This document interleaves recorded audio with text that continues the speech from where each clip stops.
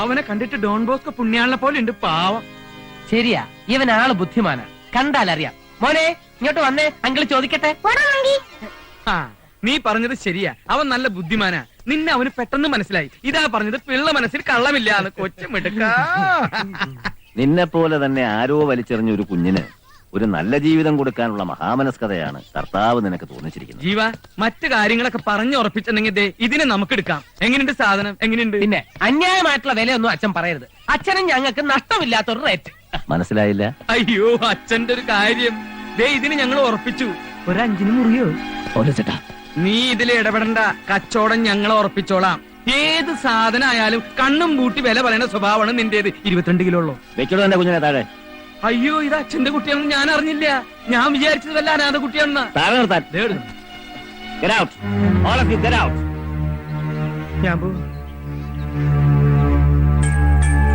തൂക്കി നോക്കി വില പറയാൻ ഇറച്ചിക്കടയാണെന്ന് കരുതിയോ നീയൊക്കെ?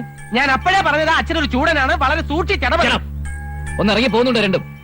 സഹായിച്ചൊക്കെ മതി. സോറി ഫാദർ, അവരറിവില്ലായ്മ കൊണ്ട് അങ്ങനെ. അവരുടെ അറിവില്ലായ്മ കൊണ്ട് വേദനിച്ചത് ഈ കുഞ്ഞു മനസ്സാണ്. ഈ ഓർഫനേജിന്റെ മുന്നിൽ ഒരു ബോർഡ് പോലും ഞാൻ വയ്ക്കാത്തത് മതിൽക്കെട്ടിന് അപ്പുറത്ത് നിന്നുകൊണ്ട് ആളുകൾ സഹതാപത്തോടെയും പുച്ഛത്തോടെയും എന്റെ കുഞ്ഞുങ്ങളെ നോക്കരുതെന്ന് കരുതിയാണ്. പണത്തിന് വിൽക്കാൻ കോഴിക്കുഞ്ഞുങ്ങളെയും പന്നിക്കുഞ്ഞുങ്ങളെയും അല്ല ഞാനിവിടെ വളർത്തുന്നത്. ഈ മുത്തുകളെ സ്നേഹിക്കുന്ന ഹൃദയവും അവരെ കൊതിക്കുന്ന മനസ്സും, അങ്ങനെയുള്ളവരിലാണ് ഇവരുടെ ഭാവി ഞാൻ കാണുന്നത്. പോയി കളിച്ചോളൂ. പ്രായത്തിനനുസരിച്ചുള്ള ശരീരം മാത്രമേ ഉള്ളൂ. രണ്ടിന്റെയും മനസ്സ് എപ്പോഴും കുഞ്ഞുങ്ങളെ പോലെ. അച്ഛൻ അവരോട് ക്ഷമിക്കണം. ഞങ്ങളോട് പൊറുക്കണം അച്ഛോ. ചെയ്തത് തെറ്റാണെന്ന് ബോധ്യമായ രണ്ടുപേർക്കും ഞാൻ ഒരു സമ്മാനം തരുന്നുണ്ട്. ഞാൻ അടുത്തുവാ.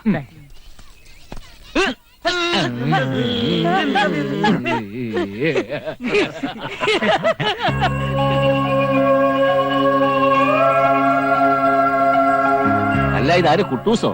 നീ ഇതുവരെ എവിടെയായിരുന്നു? അച്ഛോ, കുട്ടൂസ് ആകെ ബഹള.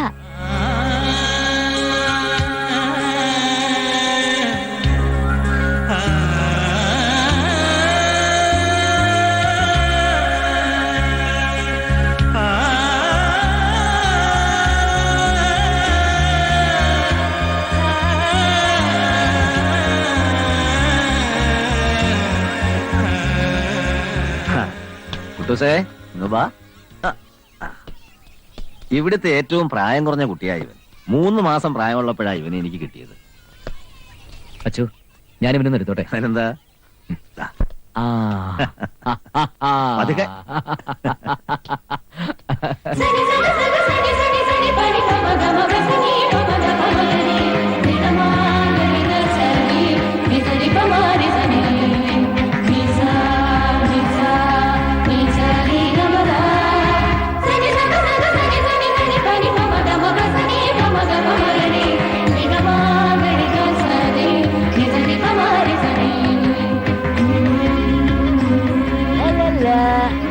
ജീവൻ, സിസ്റ്റർ, കുട്ടിയാത്തോണ്ട് കൂടും. അച്ചു, ഇവനെ ഞാൻ കൊണ്ടുപോകട്ടെ. ഇവനെ മതി എനിക്ക്. ആയിക്കോട്ടെ, പക്ഷേ നിങ്ങൾ രണ്ടുപേരും കൂടിയാണ് വരേണ്ടത്. ഞാൻ അപ്പോഴേ പറഞ്ഞതാ പൗലോസേട്ടൻ വരണ്ട, അത് ഫാദറിന് ഇഷ്ടാവില്ലെന്ന്. Sorry father. ഞാൻ ഉദ്ദേശിച്ചത് അതല്ല. വിവാഹം കഴിഞ്ഞ് കുറഞ്ഞത് 3 വർഷം കഴിഞ്ഞ ദമ്പതികൾക്കാണ് ദത്തെടുക്കാനുള്ള അവകാശം.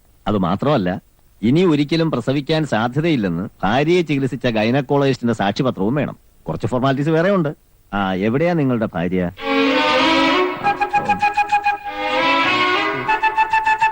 എനിക്ക് ജീവന്റെ ഭാര്യ ബാംഗ്ലൂരില. അവിടെ എന്ത് ചെയ്യുന്നു? മെഡിക്കൽ കോളേജിലാ. എന്താ അസുഖം? അസുഖമല്ല, പഠിച്ചോണ്ടിരിക്കാം. LLB. മെഡിക്കൽ കോളേജ് LLBക്കോ? MBBS എന്ന് പറഞ്ഞത് LLB ആയി പോയതല്ലേ? ലേശം കുഴപ്പമുണ്ട്. നിങ്ങളിൽ ആർക്കാ കുഴപ്പം? എനിക്ക് കുഴപ്പമൊന്നുമില്ല. പൗലോസേട്ടന് ലേശം കുഴപ്പമുണ്ടെന്ന് ഡോക്ടേഴ്സ് പറഞ്ഞിട്ടുണ്ട്. അല്ല മിസ്റ്റർ ജീവൻ, മെഡിക്കൽ ഡയഗ്നോസിസിൽ നിങ്ങളിൽ ആരുടെ കുഴപ്പം കൊണ്ടാണ് കുട്ടികൾ ഉണ്ടാകാത്തത്? അയ്യോ അച്ഛൻ, ജീവന്റെ ഭാര്യയ്ക്കാണ് കുഴപ്പം, ജീവന് കുഴപ്പമൊന്നുമില്ല അല്ലേ? ഞാൻ ചോദ്യങ്ങൾ ചോദിക്കുന്ന ജീവനോടും ഉത്തരം പറയുന്ന ഇയാളും.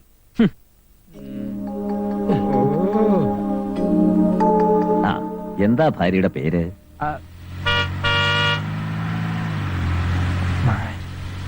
മാരുതി. മാരുതിയോ? മാരുതിയല്ല, മാധുരി. ഞങ്ങൾ മധു എന്ന് വിളിക്കും. ഞങ്ങളോ? ഞങ്ങളെന്ന് പറഞ്ഞാൽ ജീവൻ. ജീവൻ ഒരു ദിവസം ഭാര്യയും കൂട്ടി വരും. ദത്തെടുക്കുന്ന കുഞ്ഞിനെ മകനായി അംഗീകരിക്കേണ്ടത് അവരാണല്ലോ. ഓക്കെ ജീവൻ, എനിക്ക് പ്രേയറിന് സമയമായി. ഫാദർ, ഞാനവൻ ഇപ്പൊ കൊണ്ടുപോക്കട്ടെ, ഭാര്യയെ മറ്റൊരു ദിവസം കൊണ്ടുവന്നാ പോരെ? ജീവൻ, കാര്യം ഞാനൊരു കത്തനാരാ. പക്ഷേ ഫാദർ വെറ്റിലക്കാരൻ ഒരിക്കലൊരു കാര്യം പറഞ്ഞാൽ പിന്നെ അതിന് മാറ്റമില്ല. മനസ്സിലായല്ലോ? Sorry father. ഓക്കെ. ഭാര്യയുടെ പേരെന്താന്ന് പറഞ്ഞത്? മാധുരി. എന്താ മാറ്റണം?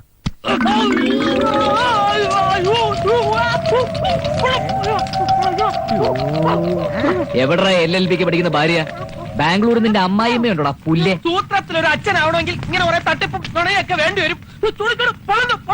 ജീവ വിട്, ഇവനെ നമുക്ക് പിന്നെ പൊരിച്ചെടുക്കാം. നിങ്ങളെയൊക്കെ കൊണ്ട് ഇറങ്ങി തിരിച്ചപ്പോഴേ ഞാൻ കരുതിയതാ ഇത് ഇങ്ങനെ തന്നെ ചളാവുന്നു. ഓ, ഇയാൾ ഒറ്റയ്ക്ക് പോയിരുന്നെങ്കിൽ കാണാമായിരുന്നു ഡയഫ്രം കളഞ്ഞ അണ്ണാനെ പോലെ തിരിച്ചു വരുന്നത്. നീ എവിടേക്കയ്യോ ഓടണേ? ഒരു ചവിട്ട് കൊണ്ടാ ചത്തുപോവോ? വിവരമില്ലാത്തവനാണെങ്കിലും ഇവൻ പറയുന്നതിൽ കാര്യണ്ട് ജീവ. നമുക്കിപ്പോ ഒരു പെണ്ണല്ലേ വേണ്ടു. ഞാനൊരു ഐഡിയ പറയാം. നീ ഒരു പെണ്ണ് കിട്ടുന്നു, നേരെ കത്തനാരെ അടുക്ക ചെല്ലുന്നു. ഇതാണ് ഫാദർ എന്റെ ഭാര്യ എന്ന് പറയുന്നു, കുട്ടിയെയും കൊണ്ട് പോരുന്നു. Very simple. എങ്ങനെയുണ്ട് എന്റെ ഐഡിയ? പൗലോസ് ചേട്ടാന്ന് വിളിച്ച വായു കൊണ്ട് എന്നെ പൗലോസ് ഒന്ന് വിളിപ്പിക്കരുത്. കറക്റ്റ്. ഞാൻ അപ്പോഴേ പറഞ്ഞതാ നിന്റെ ഐഡിയ നടക്കില്ല എന്ന്. എന്റെ ഐഡിയ? അതെ. ഞാൻ മിണ്ടരുത്. എന്നെ ഉറക്കി കിടത്തിയിട്ട് അവള് വേലിയാടി ഇങ്ങോട്ട് പോന്നിട്ടുണ്ടാവും. എത്ര കാശ് കൊടുത്തിട്ടായാലും ശരി, എനിക്ക് എവിടെന്നെങ്കിലും ഒരു പെണ്ണിനെ വേണം. ഇത്ര പെട്ടെന്ന് ഒരു പെണ്ണിനെ തപ്പിക്കൊണ്ടുവരണമെന്ന് പറഞ്ഞാൽ ഞാൻ അവിടെ പോവും. നിനക്ക് ഇതല്ലാതെ ഇവിടെ വേറെന്താ പണി? പറഞ്ഞ പോലെ ചെയ്താ. 2 ദിവസം സമയം ഞാൻ തരും. അതിനുള്ളിൽ ഏതെങ്കിലും ഒരു പെണ്ണിനെ എനിക്ക് കിട്ടിയേ പറ്റൂ. അയ്യേ കാമപ്രാന്തൻ. നിനക്ക് കാര്യം നടന്നാ പോരെ? മണിയായിട്ടുള്ള പെണ്ണിനെ ഞാൻ കൊണ്ടുതരും. മാമാത്തണ്ടി. ജീവ, നമുക്ക് പറ്റിയ ഒരു പെണ്ണ് നമ്മുടെ കൺമുമ്പിൽ തന്നെയുണ്ട്. ആര്? നല്ല ലക്ഷണമൊത്ത പെണ്ണാവള്. നമ്മുടെ കർത്താവിന്റെ ഭാര്യ തിലോത്തമ. ഇതൊരു തലവേദന ആയല്ലോ. என்ன யாருக்கு சஸ்பென்ஷனா டிஸ்மிஸா? என்ன அந்த மாதிரி ஒரு கேள்வி? நான் போன முறை படு உனக்கு ஏன் சேர்ல உட்காரணும் ஆசை? மூஞ்சிய பாரு. എടോ ബോട്ട് ക്ലബിന്റെ അടുത്തുള്ള ബസ് സ്റ്റോപ്പിൽ പൂവാലമാരുടെ ശല്യം. அப்படின்னா நான் போட்டுமா? எதுக்கு? Lady constable അഭിരാമിയെ കൂപ്പിട്. മുള്ളാളതാ എടുക്കവൻ. ഊട്ടിയിലെ പെണ്ണുങ്ങൾക്ക് ഇത്ര ദാരിദ്ര്യം. ഇതിൽ ജീവന് പറ്റിയ ഒരു ഫിഗറും കാണുന്നില്ലല്ലോ.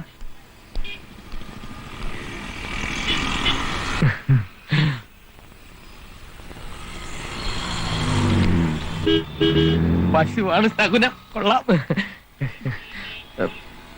എന്താ പേര്? ശ്യാമള. മലയാളി തന്നെ. ഞാൻ ശത്രുഘ്നൻ. പഠിക്കാണോ? അല്ല, പഠിപ്പിക്കുക. എവള് ജീവന് നല്ല ചേർച്ചയായിരിക്കും. ജീവ, ഞാൻ നിനക്ക് വേണ്ടി അല്പം തറയാവാൻ പോവാ. എന്തേ? ഏയ് ഒന്നുമില്ല, വരൂ നമുക്ക് അല്പം മാറി ഇന്ന് സംസാരിക്കാം. ഇവിടെ ആവുമ്പോ എന്തിനു പേടിക്കുന്നത്? പറഞ്ഞോളൂ. പേടിയുണ്ടായിട്ടല്ല, ആവശ്യക്കാരൻ ഞാനല്ല, എന്റെ ഒരു ഫ്രണ്ടാ. അത് ശരി, അപ്പൊ ബ്രോക്കർ ആണല്ലേ? ജീവ, നീ എന്നെ ഒരു ബ്രോക്കർ ആക്കി അല്ലേ? എന്നാലും കുഴപ്പമില്ല, കാര്യം നടന്നാ മതി. അല്ല, നമുക്ക് പോവാം. എന്തിനാ വിസിലടിക്കുന്നത്? ടീച്ചറാണെന്ന് പറഞ്ഞിട്ട് കണ്ടക്ടർ ആണല്ലേ? പ്രൈവറ്റോ പബ്ലിക്കോ? അല്ലടാ, റിപ്പബ്ലിക്കാണ്. Lady കോൺസ്റ്റബിളിന്റെ comment അടിക്കുന്നോടാ.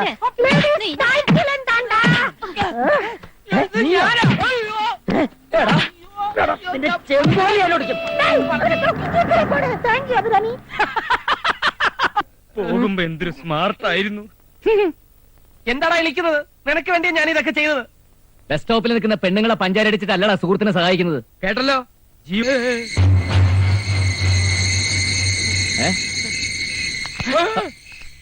അവിടെ ഒരു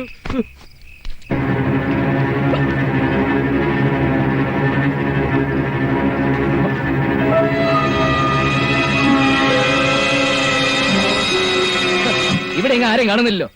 ഒരു പ്രേതം ഞാൻ കണ്ടതാ, മുടി ഇങ്ങനെ അയച്ചിട്ട്. പ്രേതം എന്നെ കൊണ്ടൊന്നും പറയിക്കണ്ട. വെറുതെ പാതിരാത്രി മനുഷ്യനെ മെനക്കെടുത്താൻ. പോയി വല്ല കുരിശ് മരിച്ചു കിടന്ന് ഉറങ്ങണോ മാപ്പിളെ? എന്താണോ?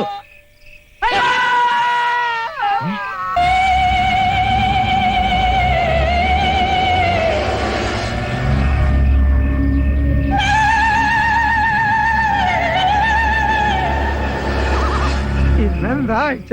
വെള്ളിയാഴ്ച. എന്നാ ഇവിടെ പണ്ട് താമസിച്ചിരുന്ന മാഗി മദാമയുടെ പ്രേത ചത്തിട്ട് 10-20 കൊല്ലായിട്ടും തള്ളയുടെ ചോരപ്പൊതി മാറിയിട്ടില്ല. ഈ തോക്കിലുണ്ടിണ്ട. എന്തിനാ? എനിക്ക് ആത്മഹത്യ ചെയ്യാനാ. നീ ഇവനും മരിച്ചിട്ട് പിന്നെ ഞാൻ എന്തിനാ ഒറ്റയ്ക്ക് ജീവിച്ചിരിക്കണേ?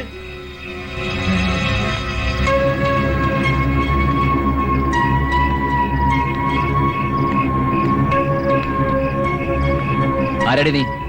ചോദിച്ചു കേട്ടില്ലേ ആരാന്ന്? നോക്കി നിൽക്കാതെ മദാമയെ വെടിവെക്ക് ജീവ. മദാമ മണ്ണാൻ കട്ട അല്ലേ? സത്യം പറഞ്ഞോണം. എന്തിനാണ് ഇതിനകത്ത് കയറിയത്?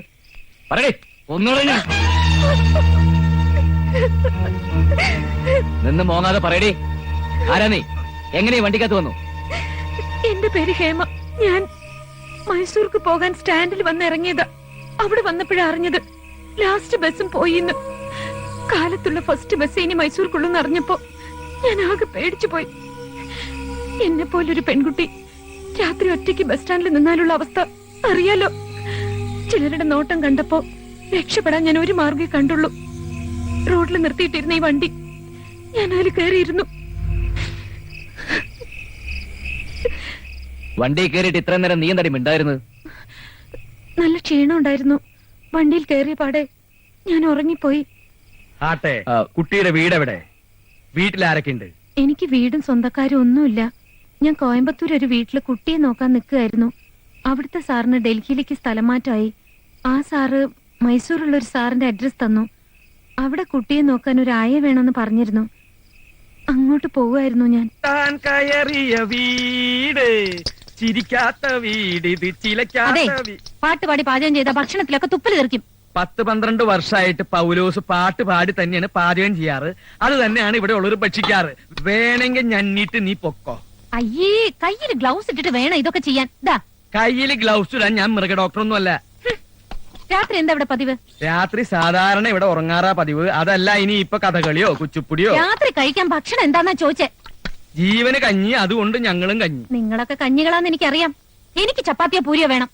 തൽക്കാലം അതിനുള്ള സൗകര്യമൊന്നും ഇവിടെ ഇല്ല. സൗകര്യം ഇല്ലെങ്കിൽ ഉണ്ടാക്കണം. മാവ് എവിടെ? മാവ് മുറ്റത്തുണ്ട്. ഓ, ഗോതമ്പ് മാവ് എവിടെന്നാ ചോദിച്ചേ? ഗോതമ്പ് മാവ് ഇരിക്കുന്ന സ്ഥലത്ത് ഇരിപ്പുണ്ടാവും. നീ പോയി വേറെ പണി നോക്ക് പെണ്ണേ. ഓഹോ, എന്നാ പിന്നെ ഒന്ന് നോക്കിട്ടെന്നെ കാര്യം. ഈ മരം കേറി പെണ്ണ് എവിടേക്കായി കയറണേ? പെണ്ണെ ഇവിടെ ഇറങ്ങിയ അതില് മാവില്ലാന്ന് പറഞ്ഞില്ലേ? ഗോതമ്പ് മാവ് ഇല്ലെന്ന് ഞാൻ ഞാന് പറഞ്ഞത് കേക്കാട്ടാ. കയ്യൊന്ന് വിട്. വെറുതെ എന്നെ ദേഷ്യം പിടിപ്പിക്കരുത്. കയ്യൊന്ന് വിടുകടാ. അയ്യോ, ഇത്രയും കാലായിട്ടും ഒരാളും എന്റെ ദേഹത്ത് ഒരു നുള്ളു പൂഴി നുള്ളിയിട്ടിട്ടില്ല. ഇന്നലെ കേറി വന്ന നീ എന്റെ ദേഹത്ത് ഗോതമ്പ് പൊടി കമഴ്ത്തിയല്ലേടി? ഇതൊന്നും അറിഞ്ഞിട്ട് എന്നെ കാര്യം. ജീവാ, അവൾ എന്തോ ദുരുദ്ദേശത്തോട് കൂടിയാ വന്നിരിക്കുന്നതെന്ന് തോന്നുന്നു. The thing is, പണത്തിനല്ലെന്നുള്ള ഉറപ്പാ. അല്ലെങ്കിൽ പിന്നെ 1 ലക്ഷം രൂപ വരെ കൊടുക്കാന്ന് പറഞ്ഞല്ലേ? ഇനി കുട്ടിയെ തട്ടിക്കൊണ്ടുപോകാനോ മറ്റോ ആണോ? എന്തൊക്കെയായാലും അവൾ ആരാണ്, എവിടെന്നാണ്, എന്താണ് അവളുടെ ഉദ്ദേശം? ഇതിനൊക്കെ ഉത്തരം കണ്ടുപിടിച്ചേ പറ്റൂ.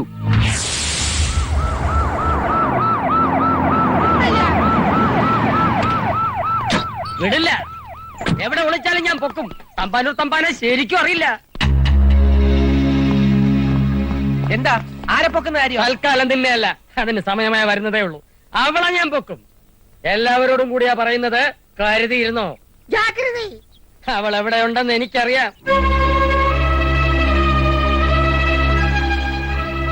ഇങ്ങോട്ടൊരു പെണ്ണ് കേറിയിട്ടുണ്ട് മോനെ. ഇങ്ങോട്ടോ? തന്നോട് ആര് പറഞ്ഞു? കുശാഗ്ര ബുദ്ധിയുള്ള ഒരു പോലീസുകാരനോട് ഇതൊന്നും ആരും പറഞ്ഞു തരണ്ട. മണത്തറിയും. സാറുള്ളപ്പോ വേറെ പോലീസ് തയ്യാറ ആവശ്യമില്ല. എന്നോട് പോലീസെ പറ്റി ഇങ്ങോട്ടേക്ക് ഏത് പെണ്ണ് കയറിയ കാര്യമാ സാറ് പറയുന്നത്? ഈ വീട്ടിലേക്ക് ഒരു പെണ്ണും കയറി വന്നിട്ടില്ല. ഇങ്ങോട്ടെന്ന് പറഞ്ഞ ഊട്ടിയിലേക്ക്. ആന്ധ്രയിൽ നിന്നും പോലീസിന്റെ കണ്ണു വെട്ടിച്ച് കടന്നു കളഞ്ഞ 4 അംഗ നക്സൽ സംഘത്തിൽ അംഗമാണ് ഈ അംഗം. അവരിവിടെ അംഗൻവാടി നടത്താൻ വന്നവരല്ല. അവരുടെ കയ്യിൽ RDXും ജലാറ്റിൻ സ്റ്റിക്കും ഒക്കെ ഉണ്ട്. സൂയിസൈഡ് സ്ക്വാഡിൽപ്പെട്ടവരാണെന്നാണ് ഇന്റലിജൻസ് റിപ്പോർട്ട്. ഈ പറയുന്നതൊക്കെ നേരാണോ? മലയാളം, ഹിന്ദി, ഇംഗ്ലീഷ്, തെലുങ്ക്, തമിഴ് എന്നീ ഭാഷകൾ പച്ചവെള്ളം പോലെ സംസാരിക്കും. അവളെ കണ്ടാൽ എങ്ങനെ ഇരിക്കും? കണ്ടാൽ പെണ്ണുങ്ങളെ പോലെ ഇരിക്കും. സംശയമുള്ളവരൊക്കെ പൊക്കാനാണ് മേളിൽ നിന്നുള്ള ഉത്തരവ്. 1,01,000 റിവാർഡ്. കിട്ടിയ ബമ്പർ, ഇല്ലെങ്കിൽ പാപ്പർ. എന്റെ ശ്രീ ഗുരുവായൂരപ്പ, ആ പൊമ്പർനാരെ എന്റെ കൈ കൊണ്ട് തരണേ. നമുക്ക് അകത്തോട്ട് സംസാരിക്കാം. ഞങ്ങൾ അത്യാവശ്യമായിട്ടൊന്ന് പുറത്തേക്ക് ഇറങ്ങിയിരുന്നു. ഓഹോ, രാവിലെ തുടങ്ങിയ തപ്പല. തൊണ്ടയിലെ തുപ്പല് പറ്റി. കുറച്ച് വെള്ളം കുടിക്കണം. പൈപ്പിൽ വെള്ളം തീർന്നു. എന്താ അങ്ങനെയാണോ? എന്നാ ഒന്ന് യൂറിൻ പാസ്. യൂറിനും തീർന്നു. യൂറിനൽ റിപ്പയർ ആണെന്ന് പറഞ്ഞത്. മാത്രമല്ല ഊട്ടിയല്ലേ, ഔട്ട്ഡോർ ആണ് സുഖം.